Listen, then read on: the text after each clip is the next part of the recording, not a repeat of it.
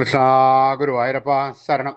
പൊന്നുണ്ണിക്കണ്ണൻ്റെ ഉഷപ്പൂജ അലങ്കാരം രാവിലെ 4 മണിയോടുകൂടി മലർനിവേദ്യം കഴിഞ്ഞ് ശ്രീകോവിൽ നട തുറന്നു. പൊന്നുണ്ണിക്കണ്ണൻ്റെ ദാശ്രയിലകത്ത് പുഞ്ചിരിച്ച് നിൽക്കുകയാണ്. നെയ്വിളക്കുകളെല്ലാം നിറഞ്ഞ് കത്തുന്നുണ്ട്. അതിൻ്റെ ശോഭയിൽ അതാ പൊന്നുണ്ണിക്കണ്ണൻ്റെ പുഞ്ചിരി കൂടുതൽ കൂടുതൽ ഒരു ഭംഗിയുണ്ട്. പൊന്നുണ്ണിക്കണ്ണൻ്റെ തിരുമുഖം ചന്ദനം ചാർത്തിയിട്ടുണ്ട്. നെറ്റിയിലൊരു സ്വർണ്ണഗോപിക്കുറി അണിയിച്ചിട്ടുണ്ട്. ചെവിയിലൊരു ചെവിപ്പൂക്കൾ വെച്ചിട്ടുണ്ട്. മാറത്ത് ഒരു സ്വർണ്ണത്തിലകം, ഒരു സ്വർണ്ണമാല, ഒരു സ്വർണ്ണത്തിലകം, അങ്ങനെയാണ് അലങ്കരിച്ചിരിക്കുന്നത്. 2 കൈയിൻ്റെ ചുമലിൽ ഓരോ സ്വർണ്ണത്തിലകങ്ങൾ ചാർത്തിയിട്ടുണ്ട്. പൊന്നിൻ കിങ്ങിണി കെട്ടി പട്ടുകോണകമെടുത്ത് പീതാംബരപ്പട്ട് ഞൊറിഞ്ഞെടുത്തിട്ടുണ്ട്. വലത് കൈയിൽ ഓടക്കുഴലുണ്ട്, താമരയുണ്ട്. സ്വർണ്ണ കിരീടം ചാർത്തി കിരീടത്തിന്മേൽ 3 തിരുമുടി മാലകളും 2 വലിയ വനമാലകളും ചാർത്തിയിരിക്കുന്നു. അങ്ങനെ സുന്ദരനായി പുഞ്ചിരിച്ച് നിൽക്കുന്ന സച്ചിദാനന്ദ കട്ടയെയാണ് നട തുറന്ന സമയത്ത് ഭക്തന്മാരെല്ലാവരും കാണുന്നത്. ഭക്തന്മാരെല്ലാവരും സന്തോഷത്തിൽ ആനന്ദത്തിൽ ആറാടി പൊന്നുണ്ണിക്കണ്ണൻ്റെ തിരുനാമങ്ങളും ചൊല്ലി കണ്ണൻ്റെ അടുത്തേക്ക് അതാ ഓടി ഓടി ഓടി ഓടി പോണു. ആ സോപാനപ്പടിയിൽ നിന്ന് കണ്ണനെ കൺകുളിർക്ക കണ്ട് കണ്ണൻ്റെ തൃക്കാൽക്കൽ വീണ് നമസ്കരിക്കണോ, പ്രാർത്ഥിക്കണോ. കണ്ണൻ്റെ അനുഗ്രഹം അവർക്കെല്ലാവർക്കും ഉണ്ടാവണം. ആ സുന്ദര രൂപം നമുക്കും നമ്മുടെ മനസ്സിലേക്കൊന്ന് ആവാഹിച്ചാലോ? എല്ലാവരും നല്ലപോലെ പ്രാർത്ഥിച്ചോളൂ. ആ പൊന്നുണ്ണിക്കണ്ണൻ എല്ലാവരും നല്ലോണം പ്രാർത്ഥിക്കല്ലേ.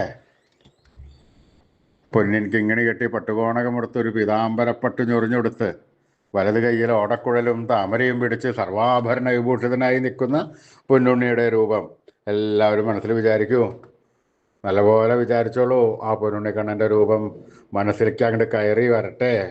പൊന്നുണ്ണിക്കണ്ണൻ അവിടെ എത്തിക്കഴിഞ്ഞാൽ ആ കണ്ണനെ അവിടെ കൂട്ടിപ്പിടിച്ച് അവിടെ നിർത്തി അവിടെ പ്രതിഷ്ഠിച്ച് ആ കണ്ണനുമായി കുറച്ച് നേരം സംവദിച്ച് ആ കണ്ണനെ ഒന്ന് കൊഞ്ചിച്ചൊന്ന് ലാളിച്ചൊരു മുത്തം കൊടുത്ത് ആ കണ്ണൻ്റെ തൃക്കാൽക്കൽ വീണ് നമസ്കരിക്കാം, പ്രാർത്ഥിക്കാം. കണ്ണൻ്റെ അനുഗ്രഹം നമുക്കെല്ലാവർക്കും ഉണ്ടാവും. എല്ലാവരും കണ്ണൻ്റെ തിരുനാമങ്ങൾ ചൊല്ലിക്കോളൂ. നാരായണ നാരായണ നാരായണ നാരായണ. സ്നേഹത്തോടുകൂടി, ഭക്തിയോടുകൂടി, വിശ്വാസത്തോടുകൂടി കണ്ണൻ്റെ തിരുനാമങ്ങൾ ഉറക്കെ ഉറക്കെ ഉറക്കെ ജപിക്കുക. നാരായണ നാരായണ നാരായണ. കൃഷ്ണായ വാസുദേവായ ഹരേ പരമാത്മനെ പ്രണതക്ലേശനാശായ ഗോവിന്ദായ നമോ നമഃ. കൃഷ്ണായ വാസുദേവായ ഹരേ പരമാത്മനെ പ്രണതക്ലേശനാശായ ഗോവിന്ദായ നമോ നമഃ. കൃഷ്ണായ വാസുദേവായ ഹരേ പരമാത്മനെ പ്രണതക്ലേശനാശായ ഗോവിന്ദായ നമോ നമഃ. അച്യുതാനന്ദ ഗോവിന്ദ അച്യുതാനന്ദ ഗോവിന്ദ അച്യുതാനന്ദ ഗോവിന്ദ. ഈ നാമത്രയ മന്ത്രം എല്ലാവരും ദിവസേന ഉപാസിക്കുക. നിത്യവും ഉപാസിച്ചു കഴിഞ്ഞാൽ നമുക്ക് ആയുരാരോഗ്യ സൗഖ്യം, സർവ്വസമ്പൽ സമൃദ്ധി, സർവ്വ ഐശ്വര്യം, സന്തതി പരമ്പരകൾക്കെല്ലാം ശ്രേയസ്സം ഉണ്ടാവുന്നതാണ്. ഋഷീശ്വരന്മാർ തലമുറകൾ കൈമാറി തന്ന ഈ അമൂല്യനിധി നമ്മൾ വിട്ടുകളയാൻ പാടില്ല. നമ്മൾ ഉപാസിക്കണം. അതുമാത്രമല്ല, നമ്മുടെ വരും തലമുറകൾക്ക് അത് ഉപദേശിച്ചു കൊടുത്ത് അവരെ കൊണ്ട് ഉപാസിപ്പിക്കണം. ഈ കലികാലത്ത് ജപിക്കാൻ പറ്റിയ ഉത്തമമായ മന്ത്രം കൂടിയാണിത്.